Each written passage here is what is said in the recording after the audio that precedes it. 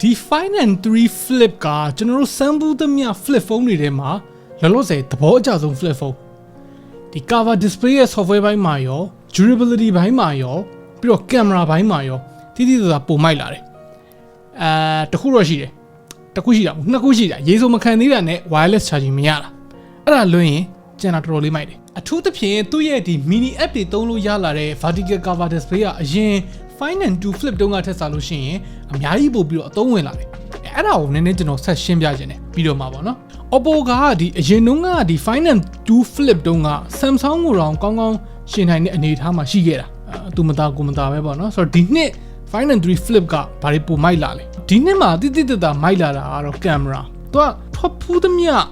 လောလောဆယ်ဈေးကွက်ထဲမှာရှိထားသမျှ flip phone တွေထဲမှာ camera အကောင်းဆုံး flip phone အဲ့ဒါကိုတော့ညင်းလို့မရအောင်အကောင်းဆုံး camera setup ပါတယ်တခြား flip phone တွေမှာမပါတဲ့ telephoto camera ပါလာတဲ့အပြင်ကို ultra wide camera လည်းတိတိတတ်ကိုပုံမိုက်တယ် selfie ကိုကျောဘက်က48 megapixel ultra wide camera နဲ့ရိုက်မယ်ဆိုရင်အများကြီးပိုဆင်ပြေသွားတယ် quality ကတော်တော်ကျွတ်တယ်ပေါ့နော်အရင် Find and 2 Flip တုန်းက8 megapixel ultra wide camera ထက်ဒီတွေပိုကောင်းတဲ့အပြင်ကို soft ဖြစ်တဲ့ looks မျိုးလည်းမဟုတ်တော့ဘူးအဲ့ဒီချက်က main ကလေးတွေရောပြီးတော့ groupie တွေအများကြီးရိုက်တတ်တဲ့သူတွေပေါ့နော် groupie လို့ခေါ်လာတာ wifi group selfie တွေရိုက်တာဗျာအဲ့လိုမျိုးတွေသဘောကျ telephoto ကသူက 2x ရမဲ့ optical zoom ပေါ့နော်32 megapixel sensor အဲ့ကောင်လေးသုံးထားတာကျွန်တော်တို့ပွဲမှာတော့interview session တွေရတယ်ပေါ့နော်အဲ့ဒီမှာဘာဖြစ်လို့တခြား flagship phone တွေလိုမျိုး 3x telephoto မဟုတ်ဘဲနဲ့ 2x telephoto ပဲထည့်ထားတာလဲဆိုတော့သူက 3x telephoto ထည့်ရင်ထည့်လို့ရတယ်ဒီ camera band မယ်ဒီ size နဲ့ပဲထည့်ရင်ထည့်လို့ရတယ်ဒါပေမဲ့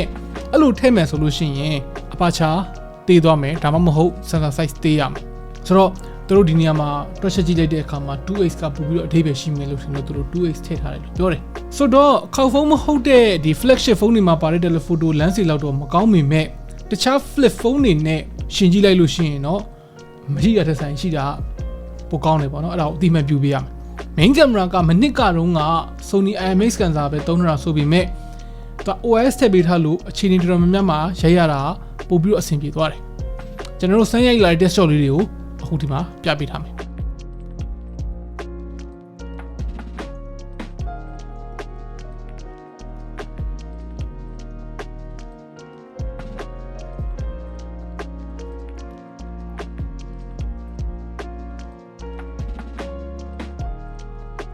နောက်ထပ်သိတာကသူ့ရဲ့ hinge design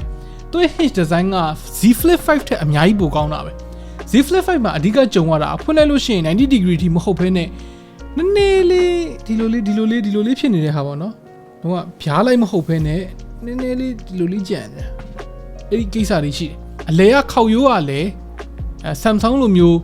ရေစင်းကူရလောက်အောင်မနှက်ဘူးမရှိသလောက်ပဲပေါ့နော်ဆိုတော့အထက်က main display ကိုသုံးနေတဲ့အချိန်မှာ foldable ကိုသုံးနေရတယ်ဆိုတဲ့ခံစားချက်မျိုးမရတော့ဘူးစိတ်နှောက်ယှက်မဖြစ်တော့ဘူးပေါ့နော် Z Flip 5 ထက်လည်းပို့ပြီးတော့ durable ဖြစ်တယ်ဆိုတဲ့ခံစားချက်မျိုးကိုရတယ်နည်းနည်းပို့ပြီးတော့ rigid ဖြစ်တယ်ပေါ့တခုရှိတာက Z Flip 5 မှာလိုမျိုး IPX8 rating တော့မရဘူးဒီဖုန်းမှာပါတာက IPX4 rating ဆိုတော့မိုးရေဆိုတာလောက်စင်ယုံလောက်ရမယ်ဆိုတော့တခြား flip phone တွေထည့်ရှင်လိုက်လို့ရှိရင်ဒီဘက်မှာတော့နည်းနည်းလေးအားနည်းတယ်လို့ပြောလို့ရတယ်ပြောချင်ပြောလို့ရတယ်ဒီ design ဘက်မှာ camera ring ကလည်း Cosmos ring design လို့ခေါ်တဲ့အဝိုင်းပုံစံနဲ့အထစ်လေးတွေလှုပ်ထားတဲ့ပုံစံမျိုးထည့်ပေးလာတယ်ဒီ design ကိုတော့သူတို့ပြောတဲ့ပုံစံအရတော့အဖိုးတန်နာယီဒိုင်ခွက်တွေကနေပြီးတော့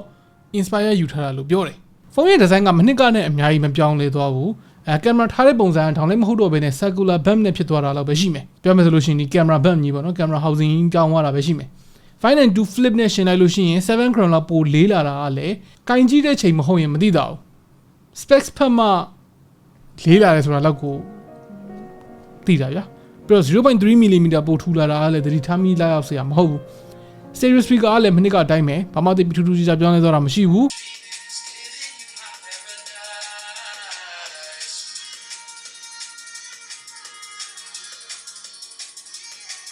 Oppo နဲ့ Hasselblad နဲ့ branding တွေခကြီးကြီးပါနေတာကတော့နည်းနည်း marketing ဆန်လွန်းနဲ့တိတ်ပြီးတော့ clean looking မဖြစ်ဘူးလို့ခံစားရစီတယ်ပေါ့နော်အရောင်လေးတွေကတော့မိုက်တယ်သူက sleek black အမဲလေးကတော်တော်လေးချစ်စရာကောင်းတယ်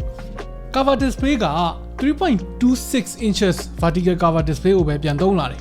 flip phone တွေရဲ့ cover display ကိုအပြိုင်ဆိုင်ကြီးအောင်အပြိုင်ဆိုင်သိရမလားဟိုအပြည့်ကြီးဖြစ်သွားအောင်လုပ်နေတဲ့အချိန်မှာ Oppo ကအခု 3.26 inches vertical display ကိုပဲဒီ dimension ကိုပဲမနစ်ကအတိုင်းပဲသုံးထားတာအဓိကတော့ Oppo ရဲ့ design team က display တွေပိုကြီးအောင်လုပ်တာမျိုးထက်အခုဒီ vertical cover ကပဲအကောင်းဆုံးလို့သူတို့ထင်တယ်ဆိုတဲ့သဘောပဲအဲ့ဒီတော့ကိုလည်းသူတို့မှာရှင်းပြချက်တွေအကြောင်းပြချက်ကောင်းကောင်းတွေရှိနေတယ်ပထမအဦးဆုံးအကြောင်းပြချက်ကောင်းကောင်းကတော့ဒီ selfie ရိုက်တဲ့အခါမှာအခုဒီ cover screen လိုမျိုး vertical display နဲ့ရိုက်တာ crop area မရှိသလောက်နည်းတယ်ဆိုတော့ကိုရိုက်တဲ့ပုံမှာဘယ်ဟာတွေပါမယ်ဘယ်ဟာတွေမပါဘူးဆိုတာ viewfinder ကနေပြီးတော့သေချာကြည့်လို့ရတယ်ဒုတိယတစ်ခုက Android app တွေကဒါမျိုး vertical display တွေမှာအလုပ်လုပ်ဖို့အတွက် design ဆွဲထားတာဆိုတော့သုံးရတဲ့နေရာမှာ UI ကအနည်းဆုံးတူတယ်ဥပမာအဖြစ်Gmail ပဲဖြစ်ဖြစ် X ပဲဖြစ်ဖြစ်အဲ့လို app တွေသုံးတဲ့အခါမျိုးမှာဒီ vertical display က content တွေကို scroll တိတ်လို့ဆရာမလိုဘဲနဲ့ပို့ပြပေးနိုင်တယ်ပေါ့နော်ပြီးတော့ user experience ပိုကောင်းမှုအတွက်ကို Oppo ကဒီ mini app တွေလုပ်တဲ့အခါမှာသက်ဆိုင်ရာ company တွေနဲ့ပေါင်းပြီးတော့ fine tune ပြန်လုပ်ပေးထားတာမျိုးတွေရှိတယ်ဆိုတော့ဒီ UI bug တွေဖြစ်ပြီးတော့မလှမပရိုးဆိုးပန်းဆိုးဖြစ်နေတာမျိုးမဖြစ်တော့ဘူးပေါ့နော်လောလောဆယ်အဲ့လိုမျိုးပူးပေါင်းထားတဲ့ app ကစုစုပေါင်းအခု80ကျော်လောက်ထိရှိတယ်အဲ့ဒီအခု80ထဲမှာမပါတဲ့ app တွေအတွက်လည်း Oppo developer တွေကိုယ်တိုင် develop လုပ်ပေးထားတဲ့ app launcher ရှိတယ်လောလောဆယ်ကျွန်တော်တို့သိရသလောက်ကတော့ Facebook တွေ Messenger တွေ Instagram အဲ့ဒါတွေက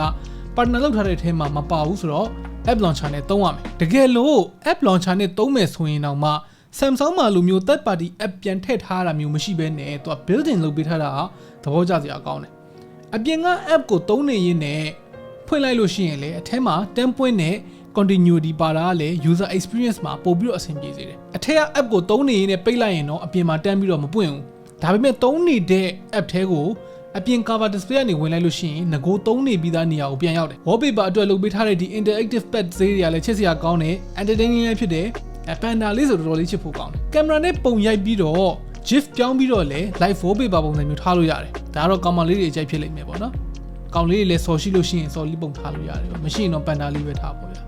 ခုနအားသာချက်တွေရှိပေမဲ့လည်းအားနည်းချက်ကတော့ keyboard ရိုက်ရတာမှာအရန်သေးတာပဲ Samsung ရဲ့ Z Flip 5မှာကျတော့ app တွေသုံးရတာအရန် optimize မဖြစ်ပေမဲ့ keyboard ကိုပုံမှန်ဖုန်းတစ်လုံးနီးပါးလောက်ကောင်းရိုက်လို့ရတယ်ဒီမှာတော့လက်နှစ်ဖက်နဲ့ရိုက်ဖို့ကဘလို့မှမဖြစ်နိုင်ရလောက်အောင်သေးတယ် keyboard နဲ့ပဲဖြစ်ဖြစ်swipe လုပ်ပြီးတော့ရိုက်တာမျိုးကပို့ပြီးတော့အဆင်ပြေတယ်ပေါ့နော်ဆိုတော့လောလောဆယ်စမ်းသုံးကြည့်ပြီးတဲ့အချိန်မှာဒီ cover display ကိုသုံးရတာဖုန်းသေးလေးသုံးနေရတယ်လို့ experience မျိုးရတယ်ပေါ့နော်အပြင်းပြေ TikTok ကြည့်တာမျိုးကနေပြီးတော့ music streaming လုပ်တာတွေ map သုံးတာတွေအဲ့ဒါတွေအထိ cover display ပေါ်မှာကောင်းကောင်းလေးသုံးလို့ရတာလေးကတော်တော် good တယ်နောက်ပိုင်းမှာလည်း app တွေပုံများများ support လုပ်လာနိုင်ချင်ရှိတယ်အထက် main display ကလည်းမနှစ်က panel ကိုပဲပြန်သုံးထားတာဖြစ်ဖို့များတယ် 1080 by 2520 resolution 120Hz LTPO AMOLED peak brightness ကလည်း1600 nits ပဲ size ကလည်း 6.8 inches ပဲပြောင်းလဲတော့တာမရှိဘူး hardware ဘိုင်းမှာနောက်ထပ်သဘောကျတာ alert slider OnePlus မှာပါနေကြ signature လို့ပြောလို့ရတဲ့ alert slider ကိုအများနဲ့သဘောကျခဲ့တယ်သူဆိုတော့ဒီလိုမျိုးခောက်ဖုန်းမှာထည့်ပေးလာတာကိုလည်းသဘောကျတယ် silent လုပ်ဖို့ vibrate လုပ်ဖို့ကို cover display ကနေပြီးတော့လုပ်ချင်တယ်လုပ်လို့ရတယ်ဆိုပေမဲ့ dedicated switch တွေကတော့အများနဲ့ပိုကောင်းနေအောင်ပါပဲ performance အတွက်ကိုဒီကောင်က MediaTek Dimensity 9200 SoC သုံးထားတာဒီဘက်ကတော့ကျွန်တော်တို့အချိန်သိမရတာမလို့ benchmark တွေ game တွေကြာစမ်းလို့မရဘူးသုံးကြည့်ရတဲ့လောက်မှာတော့ camera သုံးတာနဲ့ daily usage မှာအပူပြဿနာမရှိဘူးလက်ရှိ flagship SoC တွေနဲ့ performance မတိမ်မရင်လောက်ရမယ်ဆိုတာကတော့သိကြတယ်ဆိုတော့ဒီလိုဖုန်းမျိုးအတွက်ကိုလုံလောက်တယ်လို့ပြောရမယ်ပေါ့နော် battery ကိုလည်း flip phone တွေမှာတော်တော်လေးကြီးတယ်လို့ပြောလို့ရတဲ့ 4300 mAh battery ထည့်ပေးထားတယ်ကျွန်တော်တို့စမ်းကြည့်နေတဲ့အချိန်မှာ45မိနစ်လောက် YouTube ကြည့်ဟို app ရှောက်သွင်းဒီ app ရှောက်သွင်းအဲ့လိုလုပ်တာမှာ10% ဝန်းကျင်လောက်ပဲရော့တယ်ဆိုတော့တခြား flip phone တွေထက် battery ပိုခံတယ်တရက်တာကိုကောင်းကောင်းသုံးလို့ရတဲ့အနေအထားလောက်ကိုရှိတယ်အပြင်သွင်းမယ်ဆိုလို့ရှိရင်ကြတော့သူက 44W fast charging ပါမယ်ဘူးထဲမှာတစ်ခါလေး charger ပါလာပြီးသားအဲ့ဒီဘိုင်းလည်းမိုက်တယ် wireless charging မရတာလေးကိုတော့အားနည်းချက်လို့ပြောချင်ပေမဲ့ဒီ 44W fast charging နဲ့ 50% ကိုနိုင်ဝက်ပဲသွင်းရတာဆိုတော့ Z Flip 5နဲ့ကတမျိုးစီပဲပေါ့နော်အားသာချက်အားနည်းချက်တမျိုးစီပဲပြောရမယ်အဆုံးသက်ရလို့ရှိရင်ဒီဖုန်းကလောလောဆယ်ကျွန်တော်တို့စမ်းဘူးသမျှ flip phone တွေထဲမှာတော်တော်လေး refine ဖြစ်တဲ့တော်တော်လေးမိုက်တဲ့ဖုန်းတစ်လုံးကင်မရာဆက်တဲ့ပိုကောင်းလာတာရော cover display ရဲ့ software ကိုတေချာပို use ဆိုင်ပေးလာတာရောက user experience ကိုအများကြီးပိုမိုက်သွားစေတယ်ခင်ဗျားတို့ရောဒီ vertical cover display နဲ့ Find and 3 flip ကိုဘယ်လိုမြင်လဲတကယ်ပဲဒီ ratio က cover display တွေအတွက်ပိုကောင်းတယ်လို့မြင်လားအောက်က comment တွေမှာဝင်ရောက်ဆွေးနွေးညှိနှိုင်းခွင့်လို့ရပါတယ် okay နောက်နေ့မှတွေ့တော့